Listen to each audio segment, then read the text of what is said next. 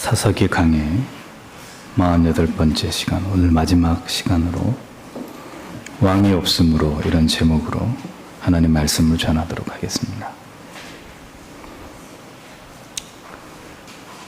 마음에 하나님이 없는 영혼, 하나님을 부정하는 국가나 민족들을 주의 깊게 관찰해 보십시오.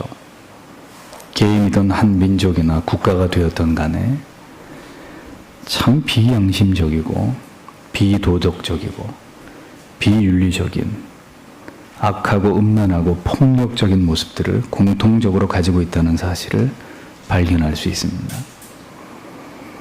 하나님을 만난 영혼과 하나님을 만나지 못한 영혼, 하나님과 깊은 관계를 맺고 있는 영혼과 하나님과 영적으로 단절된 영혼 또한 각각 분명하게 구별되는 특징들을 나타내기 마련입니다. 하나님과 동행할 때는 하나님과 동행하고 있는 뚜렷한 증거들이 드러나게 되어 있는 것이고, 반대로 하나님과 멀어져 있을 때는 하나님과 멀어져 있고 그 관계가 깨어져 있다는 증거가 되는 모습들이 반드시 성도와 교회 안에서 다양한 모습으로 연쇄적으로 나타나게 되어 있습니다. 그런 것들은 감추어질 수 있는 문제가 아니라는 것입니다. 하나님을 버린 이스라엘을 보십시오. 영적인 지도자들이 몰락했습니다. 영적인 건강한 분별력을 상실한 집단적인 어리석음에 빠진 광기를 이스라엘은 드러내고 있었습니다. 잔인하고 폭력적인, 도저히 하나님의 백성이라고는 믿어지지 않는, 돌이킬 수 없는 동족 간의 잔인한 사륙을 벌리는 그런 야만적인 민족의 모습을 보여주고 있습니다. 이러한 일련에 일어난 모든 일들이 하나같이 이스라엘이 지금 영적으로 어떤 상황에 있는지를 잘 드러내 보여주고 있는 증거들이 된다는 것입니다. 하나님을 멀리함으로 말미암아 결국 그들이 얻게 된 것은 베냐민 지파의 몰락과 그로 인한 이스라엘 전체의 커다란 균열이 일어나게 된 것이라고 성경은 우리에게 증언하고 있습니다. 사사기의 마지막에 우리에게 교훈하고 있는 이 내용의 말씀들은 결코 우리가 가볍게 여겨서는 안 되는 중요한 교훈을 담고 있는 진리입니다. 그 시대와 이 시대가 결코 다르지 않은 상황 속에서 우리는 더 심각하게 이 말씀을 깊이 묵상하면서 성경의 사사시대의 그 어리석음이 이 시대에 또다시 재현되는 일이 일어나지 않도록 이 말씀 앞에 우리 자신을 철저하게 보아야 하는 것이고, 하나님의 교회를 철저하게 돌아보는 일들이 반드시 우리 안에 있어야 한다는 것입니다. 하나님을 떠나 그들이 자초한 재앙과 같은 현실을 그들은 어떻게 해서든 이것을 해결해 보고자 나름대로의 대안을 찾기에 분주한 모습을 볼 수 있습니다. 그러나 하나님을 버린 인간들에게서 무슨 선한 것을 기대할 수 있겠습니까? 그들의 죄는 점점 더 늘어나고 있었고, 그들은 자신들의 헛된 맹세를 지키기 위해서 모든 악한 수단과 방법들을 동원해서 그들에게 직면한 문제를 풀기 위해 혈안이 되어 있었던 모습을 우리는 성경을 통해 보게 됩니다.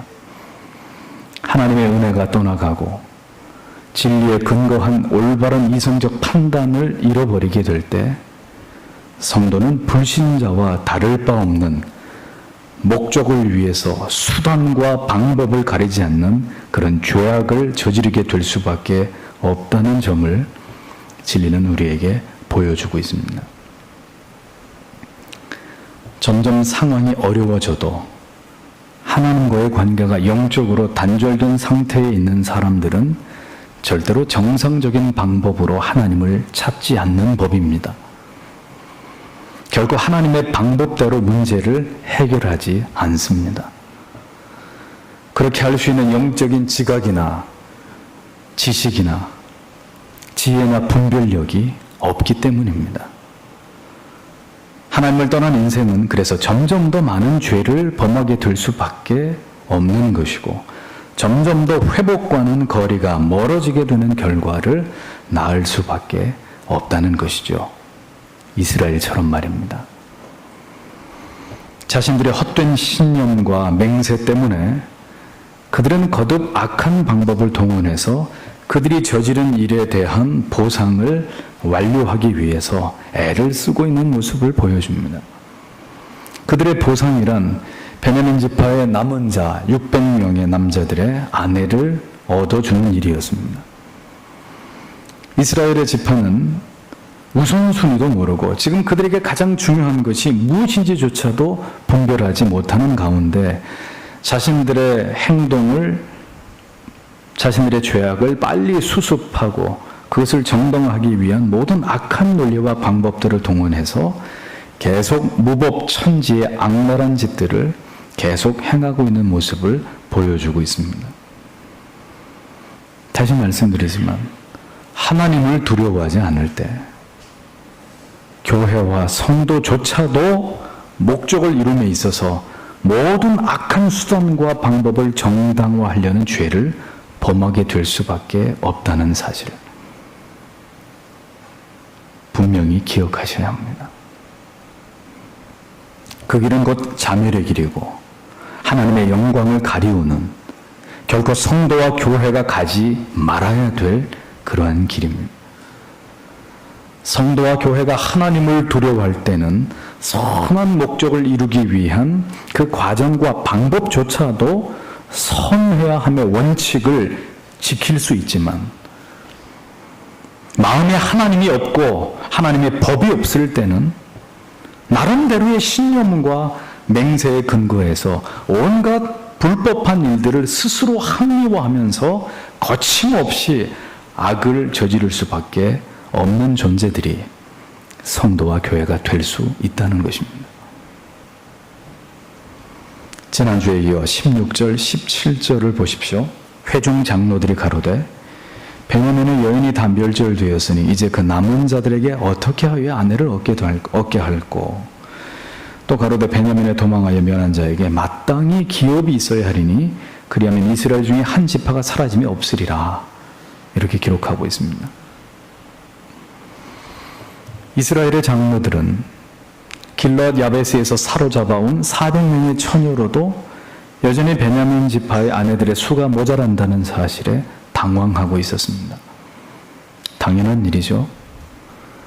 그렇게 잔인하게 베냐민의 지파 사람들에게 피해 복수를 할 때는 언제고, 그들은 자신들이 저지른 이 죄악의 참상을 보면서 적지 않은 가책을 느끼고 있었습니다.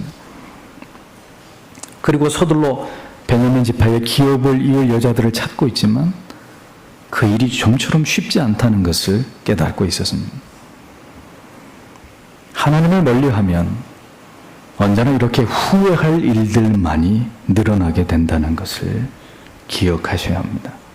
하나님의 방법대로 하지 않으면, 그래서 세상의 방법으로, 불신의 방법으로 어떤 일들을 진행하다 보면 그것은 반드시 여러분들에게 발목을 잡고 돌이켜 후회할 문제들을 만들어낼 수밖에 없음을 진리는 우리에게 가르쳐 줍니다. 내가 행한 일에 대한 모든 고통스러운 대가에 대해서 그 모든 대가가 고스란히 나에게 주어진다는 것을 잊어버리면 안 됩니다. 아무도 그 문제를 대신해 주지 않습니다. 그냥 넘어갈 수 있는 그런 성질의 문제가 아닙니다. 모두가 다 나의 몫이 될 뿐인 거예요. 장로들은 고심하고 있습니다. 어떻게 해야 베냐민 사람들의 모자라는 아내들을 채워줄 수 있을까? 마땅히 베냐민의 남은 자들이 그들의 후손을 보아야 할 텐데, 그렇게 되어야 한 지파가 멸절하는 것을 막을 수 있을 텐데 고민을 거듭하고 있습니다. 그들이 이렇게 고민하고 있는 이유는 무엇 때문일까요? 그것은 자신들의 딸을 베냐민 사람들에게 내어주지 않기로 한 스스로의 맹세 때문이었습니다. 18절을 보십시오. 그러나 우리가 우리의 딸을 그들의 아내로 주지 못하리니 이는 이스라엘 자손이 맹세하여 이르기를 딸을 베냐민에게 아내로 주는 자는 저주를 받으리라 하였음이로다 라고 적고 있습니다. 그들은 지금 부질없는 자신들의 맹세와 신념 때문에 그들은 스스로 묶여서 이러지도 저러지도 못하는 어리석음에 빠져 있었습니다.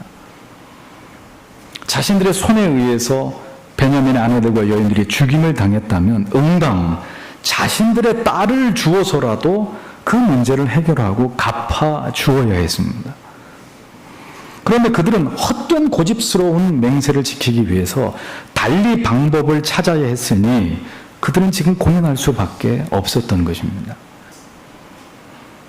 그들의 맹세보다도 헛된 이런 신념보다도 더 중요한 것이 사람인데, 그런데 그들은 사람보다 영혼보다 그들의 맹세를 더 중요하게 여기는 지극히 어리석은 생각에서 벗어나지 못하고 있었던 것을 보여주는 것입니다.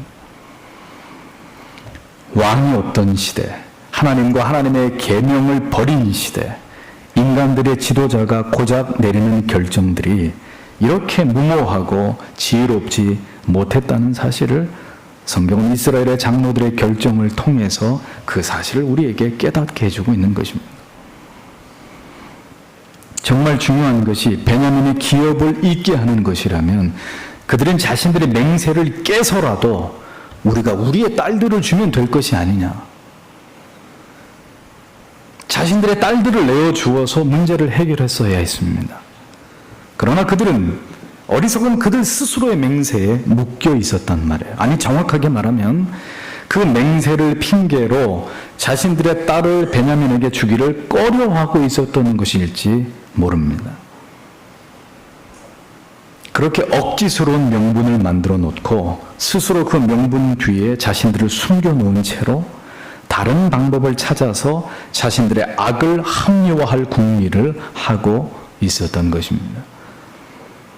그들은 여전히 전혀 이러한 문제를 놓고 하나님께서 어떻게 이 문제를 다루어 주실지를 물어본 적이 없었습니다.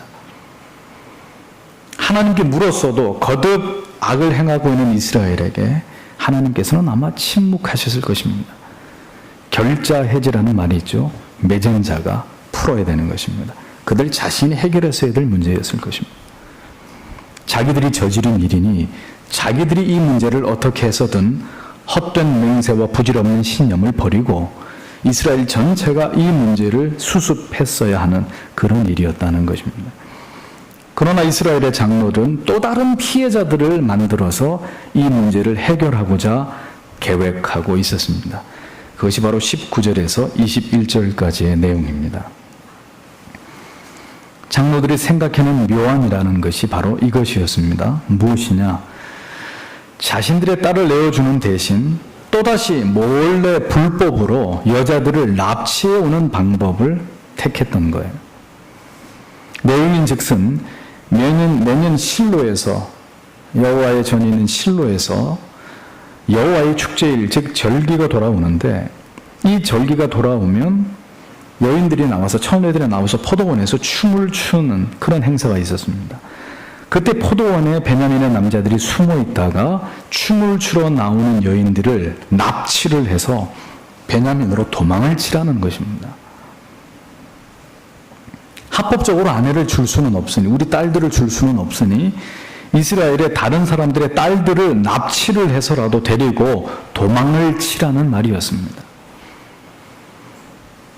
자신들의 딸은 절대로 줄 수 없다고 맹세를 했기 때문에 베냐민의 남자들이 도둑질을 해서라도 그렇게 자기 아내들을 데리고 가라는 이야기였습니다.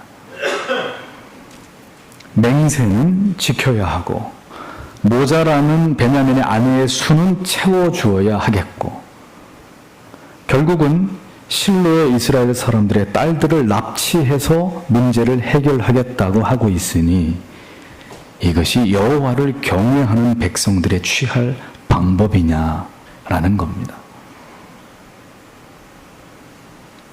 하나님께 묻지 않으니 사람의 머리에서 나온 생각들이라는 것이 고작 이런 수준에서 벗어나지 못하고 있었던 것을 보여주는 것이죠. 세상 사람들이 언제 기독교와 교회를 바라보면서 실망하는지 아십니까?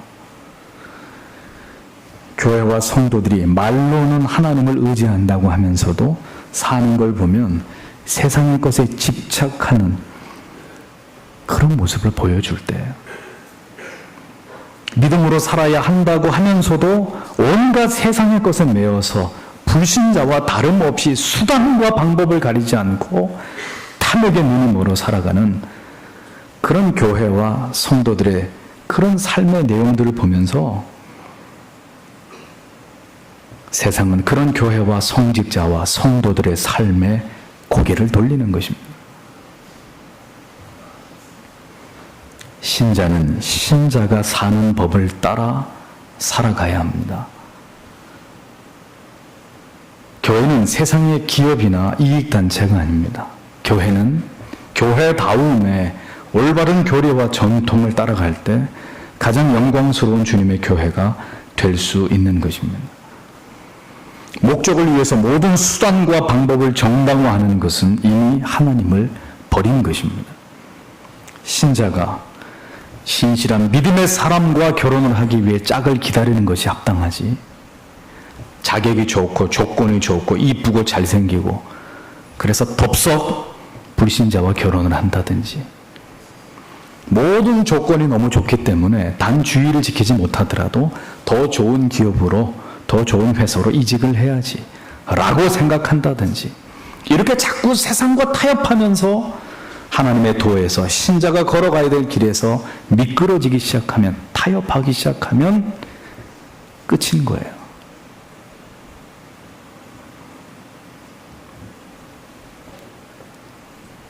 대를 잇기 위해서 다른 사람의 소중한 딸들을 훔쳐서 달아나라고 제안을 하는 모습을 보십시오. 이스라엘의 장로들이 얼마나 어리석으며 얼마나 끔찍한 생각을 하고 있는 사람들인지를 보여주는 단면입니다. 수단과 방법을 가리지 않고 자신들의 헛된 맹세를 지키기 위해서 또다시 악한 짓을 서슴지 않는 그들의 모습을 보십시오. 우리도 잘못된 맹세와 신념에 사로잡히게 되면 이러한 모순된 잘못을 저지를 수 있다는 사실을 기억하셔야 합니다. 그들은 그들의 헛된 맹세를 지키기 위해서 너무나 많은 피해자들을 만들어내고 있었습니다. 자신들은 전혀 희생하려 하지 않으면서도 또 다른 사람들의 죄 없는 희생자들을 만들어내고 있는 끔찍한 죄들을 계속 자행하고 있었습니다. 일본이 전쟁 중인 자신들의 군인들을 위로하겠다는 명분으로 식민지의 꽃다운 처녀들을 잡아서 위안부로 끌고 가서 그곳에서 짐승과 같은 성노예 취급을 해놓고도 뻔뻔하게 자신들의 잘못을 뉘우치고 있지 않는 것처럼 이스라엘도 그와 같은 뻔뻔한 짓을 베냐민으로 하여금 행하도록 권하고 있었다는 거예요. 이건 정말 아닙니다. 자기들이 해결하지 못하는 문제를 다른 사람들을 희생시켜 가면서까지 그들의 희생을 강요하면서 그 일을 떠넘기는 것은 악한 일입니다. 그들은 이러한 악한 일을 행하면서도 그들 자신을 합리화시킵니다. 명분을 세워서 피할 길을 모색하고 있습니다. 왜 이런 일들이 계속해서 벌어지는 것이냐? 이유가 무엇일까요? 기준이 없기 때문입니다. 절대적 기준. 왜 해야 하고 왜 하지 말아야 하는지에 대한 흔들리지 않는 원칙이 모두 사라져버렸기 때문입니다. 하나님을 버렸는데 안 될 일이 뭐가 있겠어요? 못할 짓이 뭐가 있겠어요? 하나님이 두렵지 않은데 뭘 못하겠냔 말이에요. 마음에 하나님이 없는 사람들이, 하나님을 두려워하지 않는 사람들이 무슨 짓인들 못하겠습니까? 그렇게 교회와 성도가 서서히 무너지는 거예요. 하나님을 버리고 세상의 우스갯거리들로 전락되는 것입니다. 성직자도 성도도 모두 다 점점 더 하나님에게서 멀어지게 될 뿐인 거예요. 22절을 보십시오. 그들의 논리가 무슨 의미인고 하니, 만약에 자신들의 딸을 잃은 그 여자들의 부모나 형제들이 항의를 하면 이것은 딸을 베냐민에게 준 것이 아니라 베냐민 사람들에게 당신들의 딸들이 납치당한 것이니 그대들은 맹세를 어긴 것이 아니라고 말하면 모든 문제가 해결된다는 그런 논리입니다. 딸을 잃어버려서 울부짖는 부모와 가족들에게 한다는 말이 다행이라는 거예요. 다행으로 알라는 거예요. 왜? 만약에 그대들의 딸을 베냐민에게 그냥 주었더라면 그대들의 맹세를 어겼기 때문에 저주를 받아야 마땅한데, 다행히 베냐민 남자들이 그대들의 딸들을 납치해 간 것이니 그대들은 맹세를 어긴 것이 아니므로 부모나 가족들에게 책임을 묻지 않게 되는 것이고, 그래서 그들의 입도 틀어막을 수 있는 것이고, 베냐민의 대를 이을 수 있는 모자른 여자들, 아내들의 수도 채워줄 수 있는 것이니 일석이조라고 지금 이스라엘의 장로들은 그렇게 이 문제를 생각하고 있었다는 거예요. 참으로 악한 발상과 생각이 아닐 수 없습니다. 문제는 그들이 생각하기에는 이것이 너무나 좋은 대안이 아닐 수 없었다는 이야기죠. 성도 여러분, 때로 하나님의 방법은 참 무모해 보입니다. 참 어리석어 보이기까지 합니다. 그런데 사람의 생각은 때로 사람들이 보기에 너무 지혜로워 보입니다. 참 기가 막힌 방법이라는 거죠. 참으로 합리적이고 스스로 생각하기에 이보다 좋은 묘책이 없다 여길 만큼 적절해 보입니다. 그러면 그게 정말 묘책일까요? 인간의 머리에서 나온 조잡하고 추악한 죄일 뿐인 것이죠. 나의 신념을 지키고 맹세를 지키기 위해서 다른 많은 사람들을 죽이고 그들에게 희생을 강요하고 그들의 눈에 피눈물을 흘리게 하는 것이 과연 하나님의 방법일까요? 자신들의 맹세는 다 지켰을지 몰라도, 자신들의 신념은 지켰을지 몰라도 그 망할 맹세 때문에 다른 사람들에게 고통의 짐을 지우고 희생을 감당하게 하는 그 방법이, 그 길이, 그것이 과연 하나님이 원하시는 길이겠느냐, 방법이겠느냐 하는 것입니다. 이것은 신앙이 아니라 그릇된 신념입니다. 사람들은 신앙이 아니라 자기의 신념을 고집하려고 할 때가 적지 않습니다. 하나님의 뜻을 분별하고 하나님의 나라를 확장시키고자 하는 것이 아니라 자기의 신념을 고수하고 고집하면서 자기의 신념을 이루려고 합니다. 그것이 곧 하나님을 위한 것이라고 믿는 착각에 빠질 때가 많이 있다는 것입니다. 왜 그러는 것일까요? 자신의 신념, 자기 자신에 대한 맹세가 무너지면 자기도 따라서 무너진다고 생각하기 때문이에요. 자기에게도 더 이상 남는 것이 없을 것이라고 생각하기 때문입니다.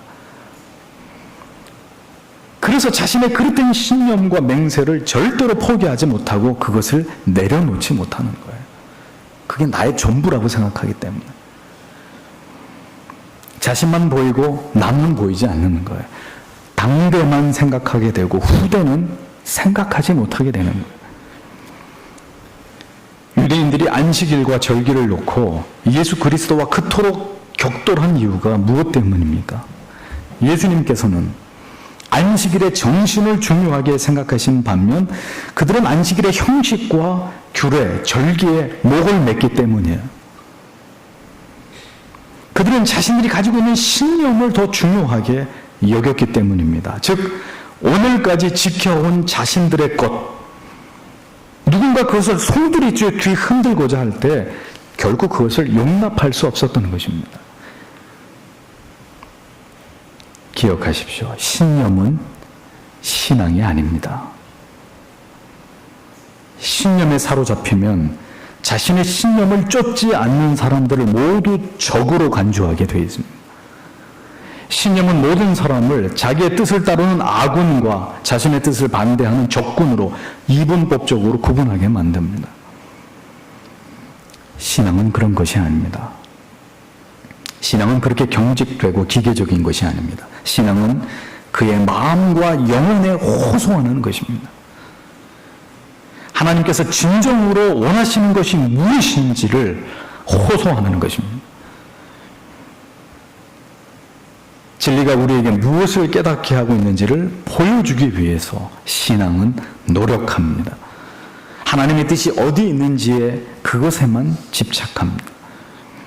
잘못된 과거에서 벗어나 올바른 미래를 향해 나아갈 것을 촉구합니다. 그것이 신앙입니다. 그래서 신념에는 눈물도 없고 감동도 없고 고집과 억지만 있지만 신앙에는 눈물이 있습니다. 감격이 있고 결국은 그 사랑에 설득을 당하고 그 진리에 굴복하고야만은 힘이 담겨져 있는 거예요. 율법에서 사랑이 빠지면 무서운 신념에 사로잡힌 율법주의자가 됩니다. 예수님께서 활동하시던 당시에는 모든 유대인들이 바로 이렇게 율법이란 신념의 노예가 돼서 경직된 삶을 살아가고 있었던 사람들이 대부분이었습니다. 주님은 그들에게 복음을 전하셨고 그 복음 안에서 참된 자유를 누리게 하고 싶어 하셨습니다. 그러나 이미 그릇된 신념과 전통의 노예가 되어 있는 자들에게 예수 그리스도의 복음은, 사도 바울의 가르침은 너무나 충격적이었습니다. 이단이라고 여기기에 충분한 예수님의 복음, 사도들이 전했던 복음은 그렇게 그들에게 치부당했습니다. 그들은 이미 확고한 신념에 사로잡혀 있었기 때문에 신앙이 들어갈 빈 틈이 없었단 말이에요. 모두가 그릇된 자기 신념에 사로잡힐 때 그렇게 될 수밖에 없는 것입니다. 이스라엘은 하나님과 단절된 채 그릇된 신념으로 뭉쳐 있었습니다. 하나님에 대한 무지와 그로 인해 영혼의 경직함이 그들을 자꾸 죄악된 판단과 행동으로 몰아가고 모든 것을 그르치고 있다는 것을 깨닫지 못하게 하고 있었습니다. 그들은 끝까지 그들이 옳다고 여기며 모든 악행들을 저질렀던 것을 볼 수 있습니다. 이름만 하나님의 백성이고 성도이지 전혀 하나님의 백성도 하나님의 성도도 아니었습니다. 하나님의 백성이 어떻게 첩지를 하고 어떻게 그렇게 권모술수에 능하고 어떻게 그렇게 잔인할 수 있고 어떻게 그렇게 쉽게 동요되고 살인과 납치에 능한 그런 사람들일 수가 있겠습니까? 성도는 하나님을 두려워하므로 모든 시대 속에서 자연인들은 결코 이해할 수 없는 독특한 방식으로 자신들에게 주어진 삶을 살아가는 사람들이어야 합니다.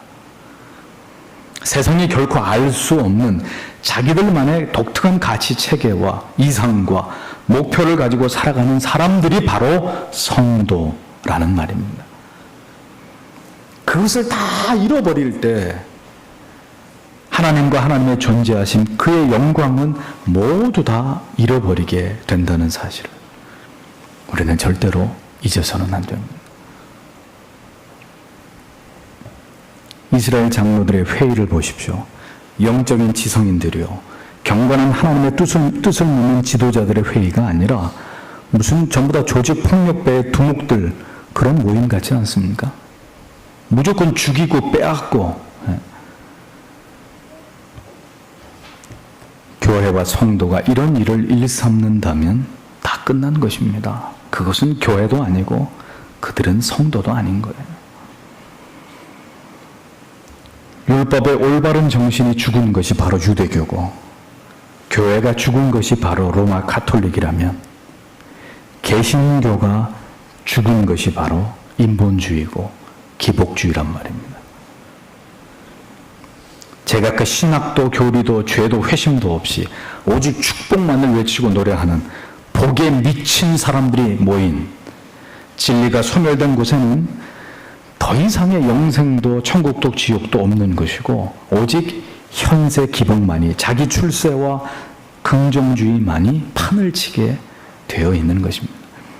그러면 그곳은 이미 하나님과는 무관한 곳이 되고 마는 거예요. 잊어버리지 마십시오. 화려한 건물이 신념이 될 수 있고, 명예가 신념이 될 수 있고, 역사와 전통이 신념이 될 수 있습니다. 은사나 체험이 결코 무너뜨릴 수 없는 신념이 되기도 하고, 어떤 사상이나 신조를 맹목적으로 추종하는 교조주의 같은 것들이 잘못된 신념의 자리를 차지하고 있을 수 있습니다. 이런 신념에 동화되고 그 신념과 하나가 되지 못하면 그것으로 정죄를 받게 되고 죄인 취급을 당하게 되고 역적이 되기도 하는 이런 일들이 벌어지는 곳이 만약 교회가 된다면 그런 교회는 더 이상 하나님의 교회라고 말할 수 없는 것입니다. 교회는 저마다의 신념과 맹세를 고수하는 곳이 결코 아닙니다. 진리를 수호하고 올바른 신앙과 양심을 지키면서 올바른 신학을 세우고 교리를 지켜 나아감으로 참된 신자를 양육하는 곳이 교회입니다. 첫째는 진리를 지키는 것이고, 둘째는 영혼보다 중요한 것이 없는 한 영혼이 참된 진리의 빛 아래서 회심을 경험하는 것, 그 이상으로 중요한 가치가 존재할 수 없는 곳이 교회여야 합니다. 무엇을 위해서, 무엇 때문에 교회가 존재해야 합니까? 교회를 지배하는 것은 신념이어야 합니까? 신앙이어야 합니까? 모든 것이, 모든 진리가 다 무너지고 영혼들이 병들고 다 떠나가도 교회 건물만 존재하면 교회의 기능과 목적을 다하는 것입니까? 유럽의 몰락한 기독교를 보면서 우리는 무엇을 교훈받아야 될까요? 교회의 판단과 성도의 결정이 진리에 근거하지 않고 올바른 교리에 근거하는 것이 아닌 사람의 신념에 근거하는 것 같으면 교회가 존재해야 될 더 이상의 이유는 없는 거예요. 그것은 또 다른 우상의 종교가 될 뿐인 것입니다. 23절을 보십시오. 베냐민은 이스라엘 장로들의 제안을 받아들여서 그들이 시킨 대로 실로에서 여호와의 절기에 춤을 추던 여인들을 그들에게 모자란 수요대로 납치를 해서 자기들의 고향으로 돌아가서 성읍을 중건하고 그곳에 정착을 하게 됩니다. 사랑의 결합으로서의 결혼이 아니라 납치해온 여인과 더불어 베냐민 사람들은 가정을 이루게 됩니다. 그 가정이 하나님을 기쁘시게 하는, 하나님이 기뻐하시는 가정이 될 수 있을까요? 하나님께서 기뻐하시는 결혼이 아니고 하나님의 때를 기다려서 하나님의 순리를 쫓아 행한 일들이 아닌데 그 일을 통해서 하나님이 무작정 베냐민 지파에게 복을 주시겠습니까? 절대로 그들의 삶은 행복하지 않았을 것입니다. 이 자리에 계신 아내 여러분, 여러분이 만약 어느 날 도둑 같은 남자에게 납치되어서 지금 그 남자와 할 수 없이 살게 된 처지라고 생각해 보십시오. 행복하시겠습니까? 결코 아닐 거예요. 그들은 다시 성읍을 재건하게 되었지만 그들에겐 그것이 우선이 아니었습니다. 그들은 먼저 하나님과의 관계를 재건하는 일이 중요한 일이라는 것을 깨달았어야만 했습니다.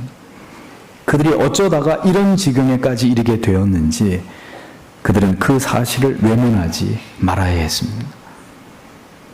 어쩌다가 자신들의 역사 속에 이와 같은 비극을 써내려가게 되었는지를 결코 잊지 않고 이 모두가 하나님을 버렸으므로 벌어진 일들이라는 것을 깨달아서 아내를 훔쳐오고 새롭게 성읍을 재건하는 일이 우선이 아니라 먼저는 그들의 모든 죄를 깨달아 회개하고 하나님과의 관계를 다시 회복하고 그 이후에 그들은 다시 성읍을 재건하는 일을 감당하고 그들의 후손에 대한 문제를 하나님 앞에 뜻을 물으며 고민하는 것이 우선이 되어야 했습니다. 그러나 그들은 이 모든 일들이 일어나는 동안 성경에 어디에서도 이스라엘도 베냐민 지파도 그들이 행한 일에 대해서 하나님 앞에 심히 회개하면서 용서를 구했다는, 그리고 하나님의 뜻을 기다렸다는 기록은 어디에서도 발견되지 않습니다. 그러할지라도 하나님께서는 이스라엘을 다시 회복시켜 나아가시는 분인 것을 다행히 성경은 우리에게 보여주고 있죠. 24절을 보십시오. 아무 일 없었다는 듯이 다시 일상으로 자신들의 지파와 기업으로 돌아가는 이스라엘 지파들의 모습을 기록하고 있습니다. 깨달음도 없고 돌이킴도 없고 회개도 없고 용서를 구하는 사람도 없는, 그들은 결코 하나님의 사람들이 아닙니다. 성도는 절대로 그렇게 살아갈 수 있는 사람들이 아닙니다. 그것이 가능하다면 그 사람들은 성도가 아닌 것이죠. 그렇게 엄청난 죄를 범하고도 자신들 때문에 수많은 사람들이 죽고 고통을 당하고 피눈물을 흘리면서 끌려갔어도 전혀 이에 대해서 미안한 마음이나 부끄러운 마음이 없는, 마치 저 이웃나라 일본 사람들 같은 그런 민족은 결국 하나님이 보고 주실 수 없는 저주받은 그런 백성이고 그런 민족일 따름이에요. 성경은 이러한 일들이 왜 일어날 수밖에 없었는지를 이제 마지막으로 일갈하고 있습니다. 25절에 그때에 이스라엘이 왕이 없으므로 사람이 각각 그 소견에 오른 대로 행하였더라. 이스라엘이 어떤 기준을 따라서 살았는지를 딱 한 줄로 설명합니다. 그 소견에라는 말은 그의 눈들에, 그들이 보기에, 이런 의미입니다. 또 옳은 대로라는 말의 원어의 의미는 똑바로 길을 가다라는 의미입니다. 자, 이 말은 매우 중요한 의미를 담고 있는 표현인데, 이스라엘이 이렇게 심각한 악을 행하고도 아무렇지 않게 살아갈 수 있고 자신의 삶으로 다시 빠르게 돌아갈 수 있는 이 모든 일들이 벌어질 수밖에 없는 그 원인은, 이 모든 일들을 자행하면서 그들이 보기에 그들이 가고 있는 이 길이 결코 삐뚤어진 길이라고 그들은 생각해 본 적이 없었다는 거예요. 그들이 보기에 지금 자기들이 가고 있는 이 길은 똑바른 길이라고, 옳은 길이라고 믿었기 때문에 그들은 이러한 만행을 저지르고도 아무 일도 없었다는 듯이 다시 자기들의 삶으로 돌아갔다는 이야기입니다.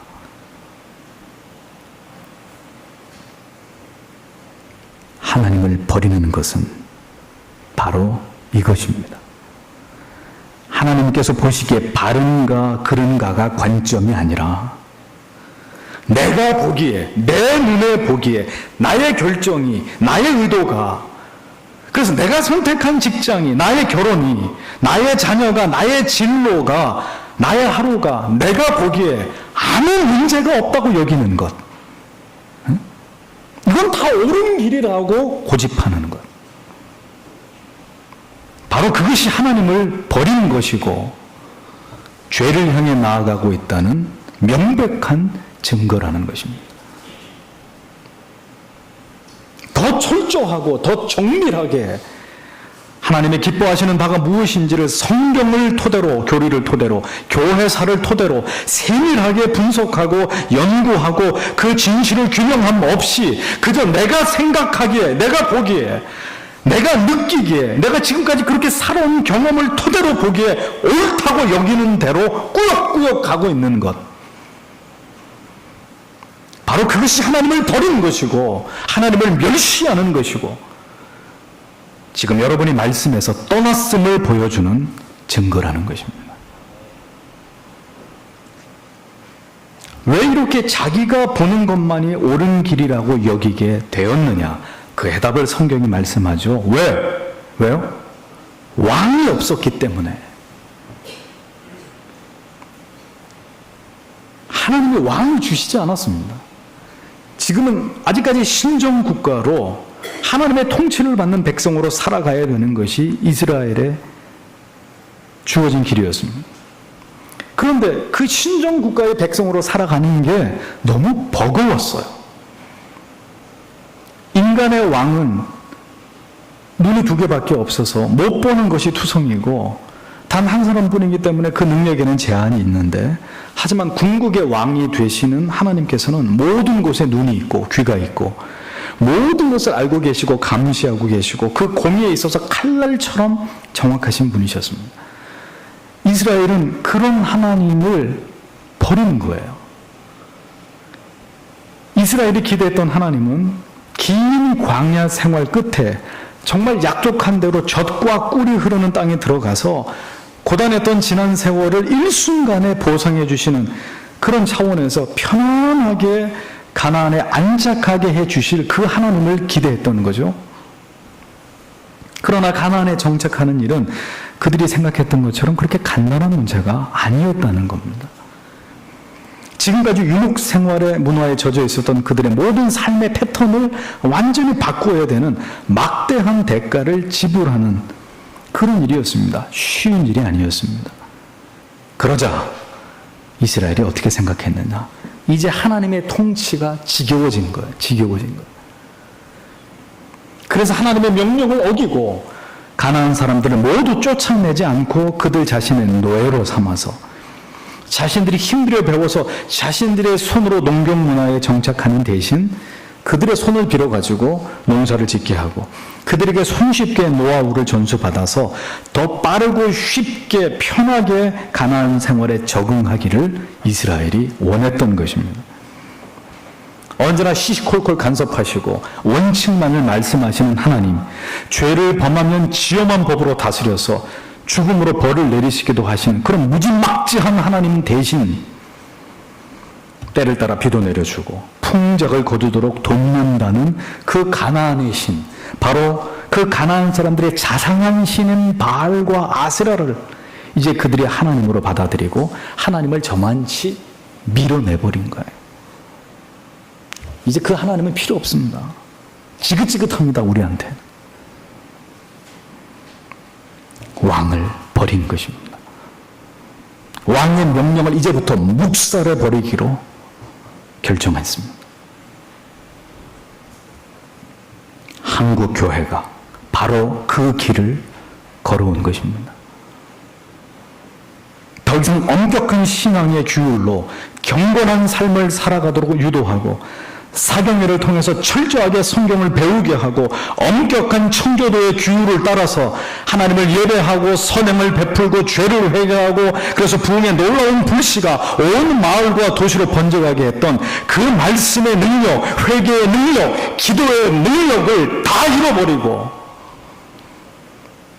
점점 더 잘 살고 발전해가는 그런 사회와 문명을 따라서 교회가 성장하는 그 과정 속에서 이제는 성경의 올바른 가르침, 죄를 회개하는 외침이나 깊은 새벽과 밤을 깨우는 기도의 열정이나 하나님을 뜨겁게 사랑했던 충성의 봉사의 정신들을 다 잃어버리고 이제는 세상의 화려한 신들을 쫓아서 성경의 절대적 권위와 원칙들을 다 버리는 거예요. 버리는 거예요.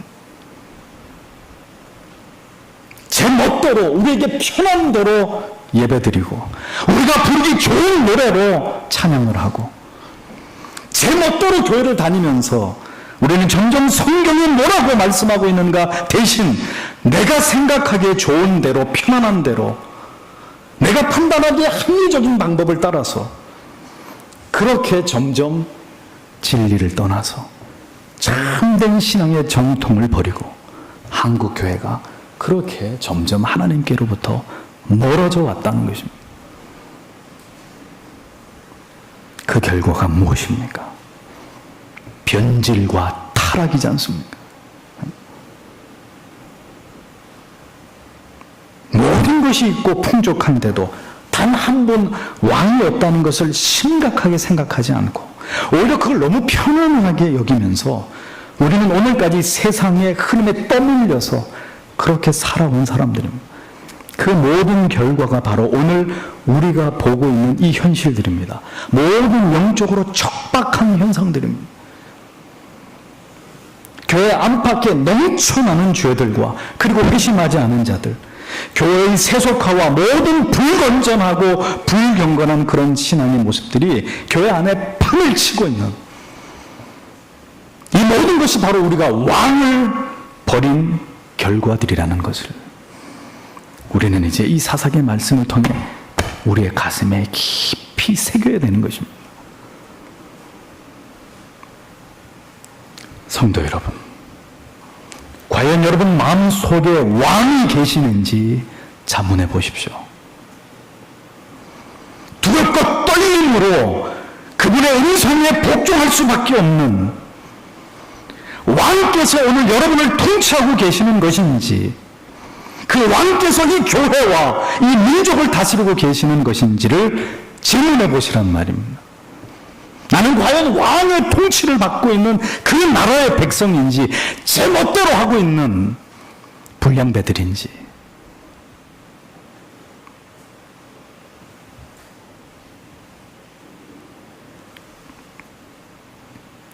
예수 그리스도가 다시 그 왕좌에 오르시도록, 절대 불변의 무오의 진리가 다시 우리의 왕좌에 임하기를 오늘도 우리는 간절히 하나님 앞에 회개하며 기도해야 될 것입니다. 우리가 다시 하나님을, 그 하나님의 추상 같은 말씀을, 그 권위를 다시 우리의 왕의 자리에 세워놓을 것을 굳게 결심하는 그런 믿음이 오늘 저와 여러분들에게 필요할 것입니다. 사사기를 마감하는 오늘, 우리 마음에 이 거룩한 결의가 깊이 새겨지지 않는다면 저와 여러분도 아무런 소망이 없는 사람들이 될 거예요. 이 교회도 아무런 하나님이 기대하시는 것이 없는, 있으나 마나한 무늬만 교회인 그런 교회가 될 수도 있는 것입니다. 바로 이것이 우리를 향하신 하나님의 말씀이고 하나님의 뜻이고 하나님의 마음이시라는 것을 오래도록 잊어버리지 않는 여러분들이 되셔야 합니다. 오늘도 이 세상을 바라보시면서 하나님께서는 한탄하고 계십니다. 너희가 과연 나를 왕으로 섬기고 있느냐?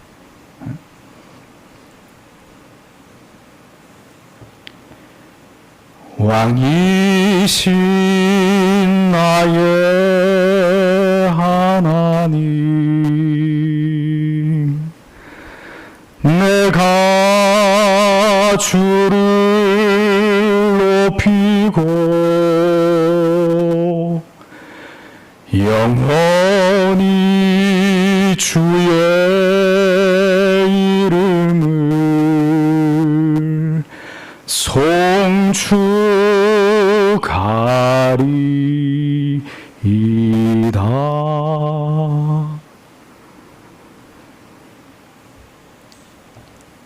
하나님께서 오늘 우리에게 듣고 싶어 하시는 고백은 왕이 없는 시대일수록 예수만이 나의 왕이 되십니다. 하나님의 만고불변의 진리의 말씀만이 언제나 나를 다스리시고 통치하시는 유일한 기준이 됩니다. 라고 하는 신앙의 고백과 그리고 삶의 내용입니다. 하나님께서, 예수 그리스도께서, 성령께서 여러분의 가정과 교회와 이 땅 가운데 왕 되시도록 하는 일에 여러분의 모든 생애를 바치시는 분들이 되십시오.